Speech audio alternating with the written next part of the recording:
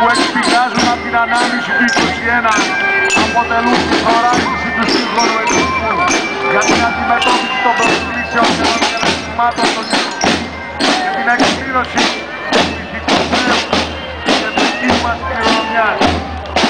Η Ελλάδα δεν υπήρχε στο στερέωμα της παγκόσμιας ιστορίας ή άτοντας αστέρας. Η Ελλάδα υπήρξε, είναι και θα εξακολουθήσει να είναι γαλαξίας ιδεών, αρχών και ήθους, ο οποίος φωτίζει και καθοδηγεί τα βήματα της διεθνούς κοινότητος προς ένα μέλλον περισσότερο ειρηνικό, ελεύθερο και ηθικό. A warm welcome to the Greek School of Plato from Brooklyn, New York. And its wonderful students, its parish council, and their band made up of wonderful young boys and girls, proudly marching along Fifth Avenue. The Greek School of Plato, Brooklyn, New York.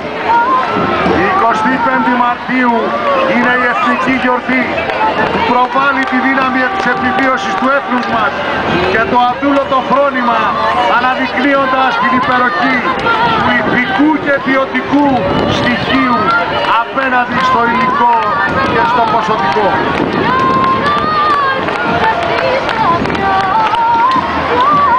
The Greek School of Plato celebrates over 30 years of service to the Greek community.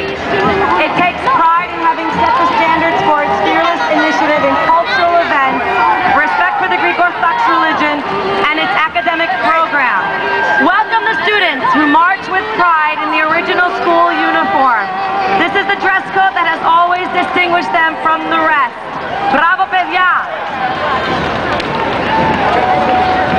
Δείτε την πέμπτη λεωφόρο να μεταμορφώνεται σε ένα γαλάζιο κύμαρο, φορώντας τα έμποξα χρώματα της Ελλάδος. Το σχολείο Πλάτων που έχει πρότυπο για παράδειγμα για τις πολιτιστικές του εκδηλώσεις, για τις πρωτοβουλίες που παίρνει, για το σεβασμό του στην Ορθοδοξία, για το άρτιο εκπαιδευτικό του πρόγραμμα. Χειροκροτήστε το σχολείο του Πλάτων.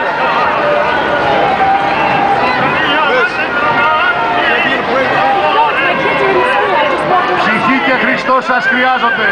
Αυτά τα δυο. Όλος ο κόσμος να πέσει επάνω σας δεν μπορεί να σας τα πάρει, εκτός και αν τα δώσετε με το θέλημά σας.